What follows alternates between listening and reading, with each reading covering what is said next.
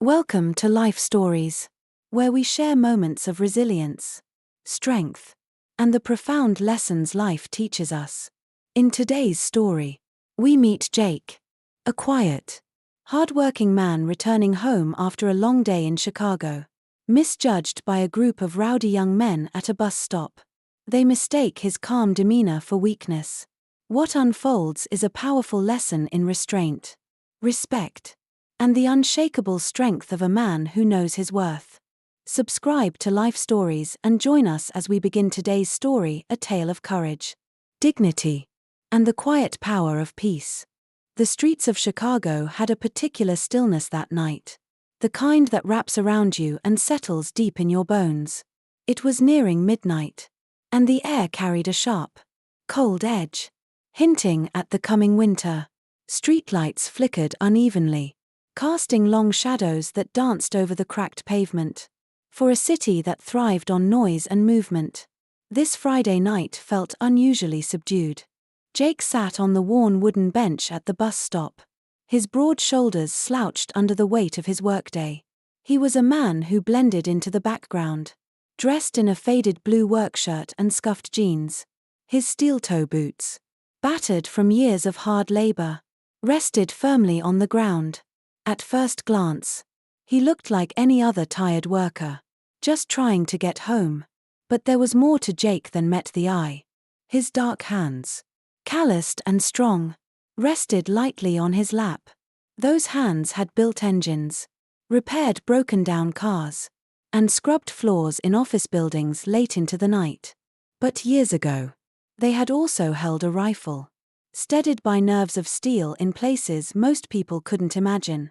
Jake was a former Marine, a veteran of 2 tours overseas, and though he carried the weight of those years silently, their impact was etched into every fiber of his being.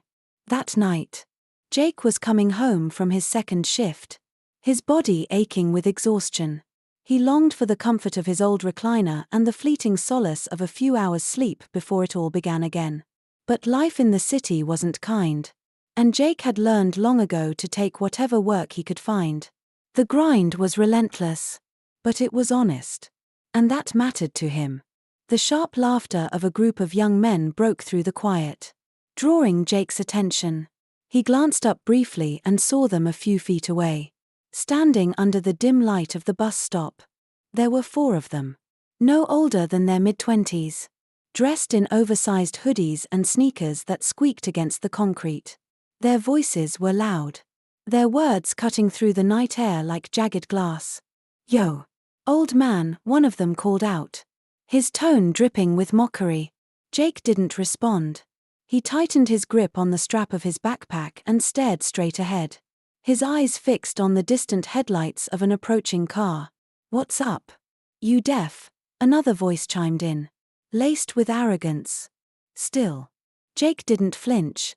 Years of military training had taught him to assess a situation calmly, to wait for the right moment to act or not act at all. His silence seemed to agitate the group further. Their laughter grew louder, and their voices carried the unmistakable bravado of youth emboldened by numbers.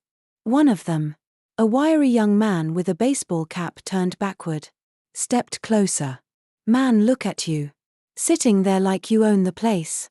Bet you don't even belong around here."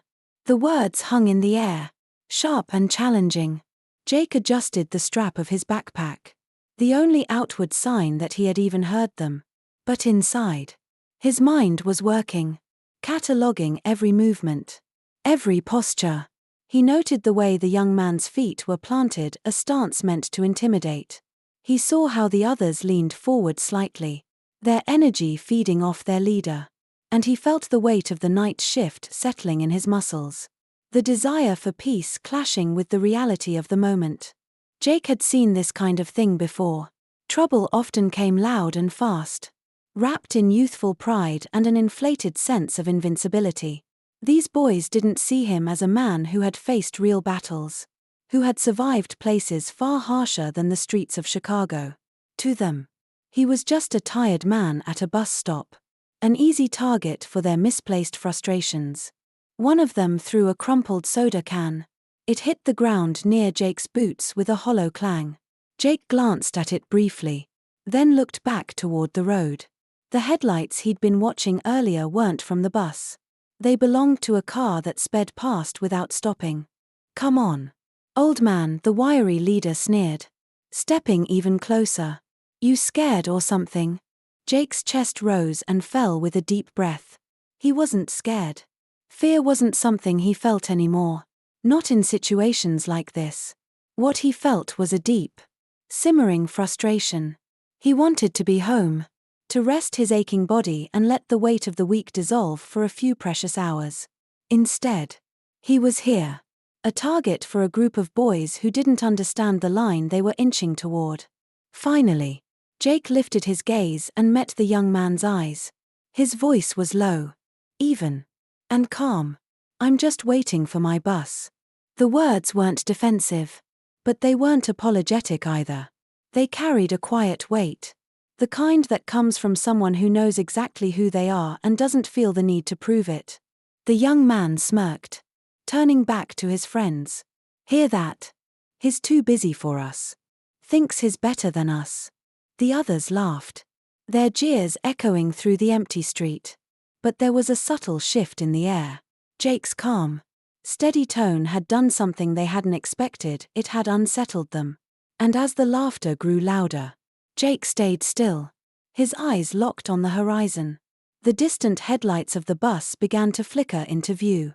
He hoped they would let it go, that the bus's arrival would end whatever this was. But deep down, he knew that some lessons could only be learned the hard way. The faint headlights of the approaching bus glimmered on the horizon, a beacon of hope for Jake. It was a chance to escape this brewing confrontation, to slip away into the anonymity of the city's late-night transit system. But something about the group's energy told him they weren't done yet. Their taunts, their laughter, it was all building toward something. He could feel the tension thickening in the air, like the moments before a storm.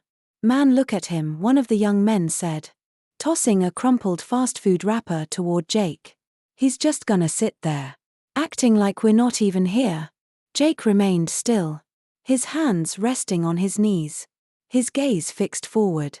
The wrapper landed near his boots, joining the soda can that had already been thrown. It wasn't the first time he'd dealt with this kind of behavior, and he doubted it would be the last. People had a habit of misjudging him, assuming that his quiet demeanor and tired appearance meant he was weak. They didn't see the Marine who had faced far worse threats than a group of rowdy boys. The leader, the wiry one in the backward baseball cap, took a step closer. His sneakers scuffed the pavement as he closed the gap between them. "Yo, you think you're too good to talk to us," he said, his tone dripping with bravado. Jake finally looked up, his dark eyes meeting the young man's. There was no fear in his gaze, no anger, just a steady, unshaken calm. "I'm just waiting for my bus," he said again, his voice even and deliberate. The leader smirked, leaning back toward his friends as though he'd won some unspoken victory. "Hear that? He's too good for us. Must think he's some kind of big shot." The laughter echoed once more, but this time it sounded different. It wasn't as confident, not as bold. Jake's unflappable demeanor had started to chip away at their bravado, though they weren't ready to admit it yet. Instead, they pushed harder, their voices growing louder, their movements more aggressive. One of the others, a taller man with a shaggy hoodie and an unsteady stance, muttered something under his breath before stepping forward. "Yo, just ignore him," he said, his tone half joking. "He's probably scared. Ain't even worth it." But the leader wasn't willing to back down. He took another step forward, now standing just a few feet from Jake. "Scared? Nah. He's just waiting for us to leave so he can act all tough." Jake felt a flicker of frustration rise within him. He took a slow, measured breath, letting it ground him. He didn't want this to escalate. He had nothing to prove to these boys, nothing to gain from putting them in their place. But he also knew that some people only understood one language: power. The leader must have sensed the slight shift in Jake's energy because his smirk faltered for the briefest of moments. Then, as if to reclaim the upper hand, he reached out and gave Jake a shove on the shoulder, not hard, but enough to test him. "Yeah, that's what I thought," the young man sneered. Weak. The shove didn't move Jake much, but it did something more significant. It crossed a line. Slowly, deliberately, Jake stood up from the bench. The weight of his exhaustion seemed to fall away as he straightened to his full height. He wasn't a towering man, but his presence was undeniable. Broad-shouldered and solid, Jake exuded a quiet power that couldn't be ignored. "You don't want to do this," he said, his voice calm but firm. The laughter stopped. For a moment, there was only silence, broken only by the faint hum of the bus approaching in the distance. The leader hesitated, his bravado cracking under the weight of Jake's steady gaze. But the others weren't ready to back down. Emboldened by their numbers, they jeered and egged him on. "Man, who do you think you are?" one of them shouted. "Some kind of tough guy?" Jake didn't respond. He didn't need to.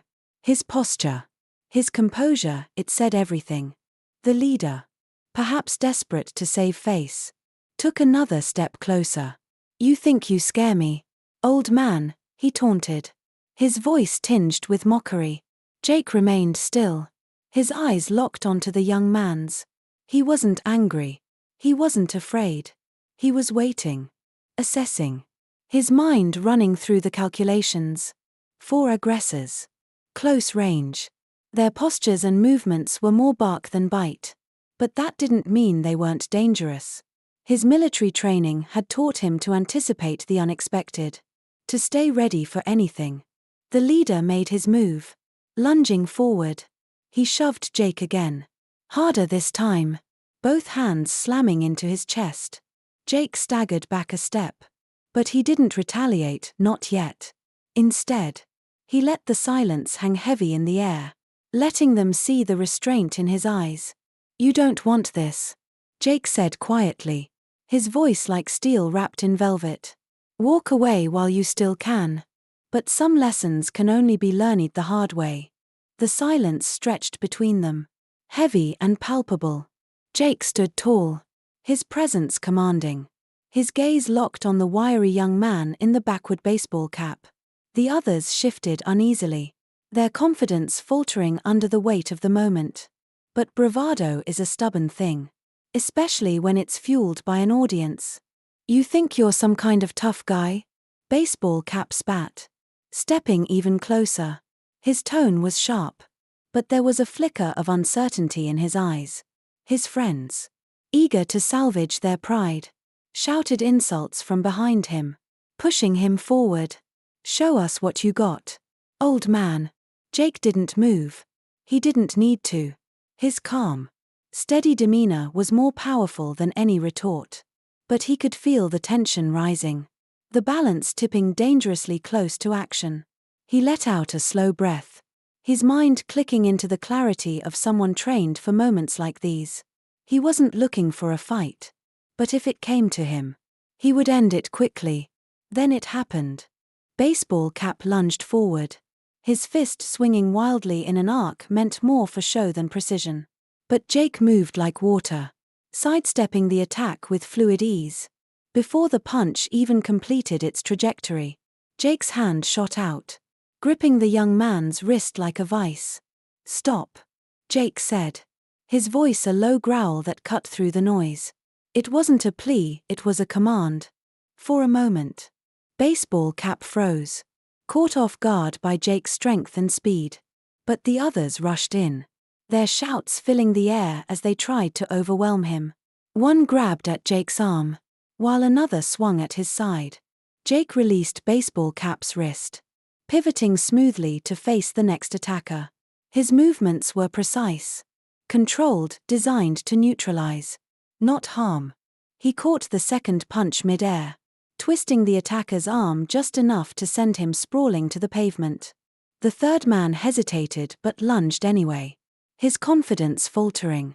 Jake stepped aside, using the young man's own momentum to knock him off balance. It was over in seconds.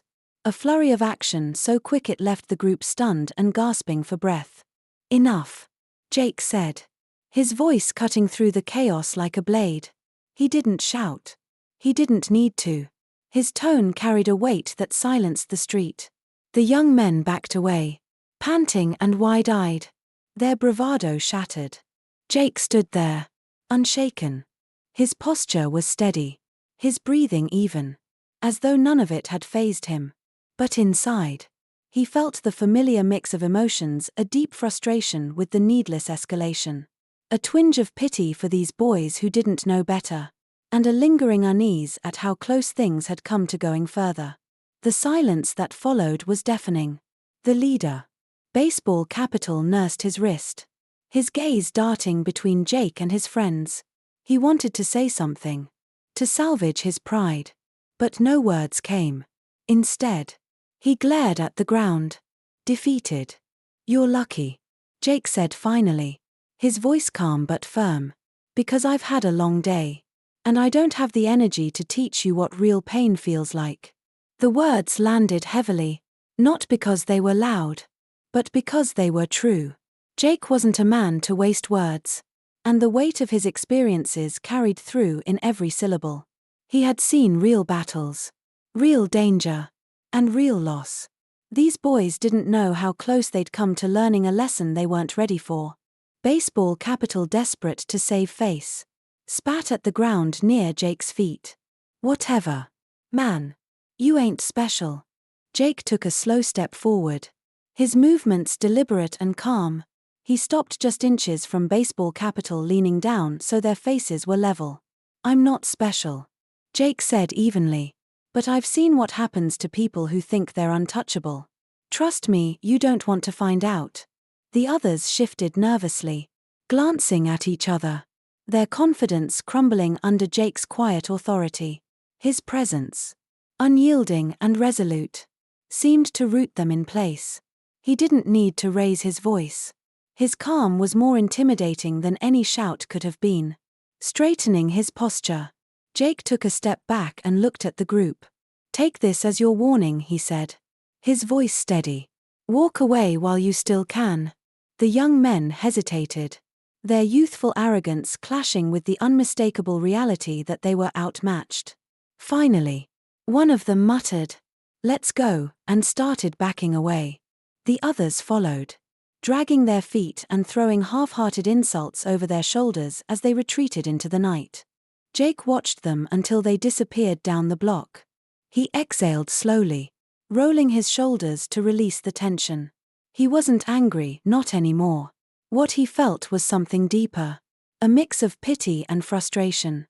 He'd seen too many young men like them, blinded by their need to prove something, often learning too late that the world didn't owe them anything.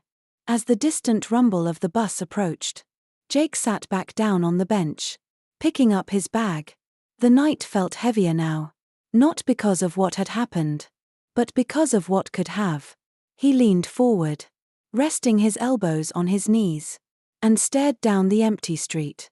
For Jake, the encounter wasn't just about those boys. It was a reminder of his own journey, the hard lessons he had learned, the battles he had fought, and the restraint it took to choose peace when the world seemed determined to provoke conflict. As the bus rolled into view, Jake stood, slinging his bag over his shoulder. He boarded with a quiet nod to the driver and took a seat near the back, letting the city lights blur past the window. The adrenaline had faded, leaving him with a deep sense of reflection. Tonight wasn't about pride or proving something, it was about the strength it takes to choose peace over conflict.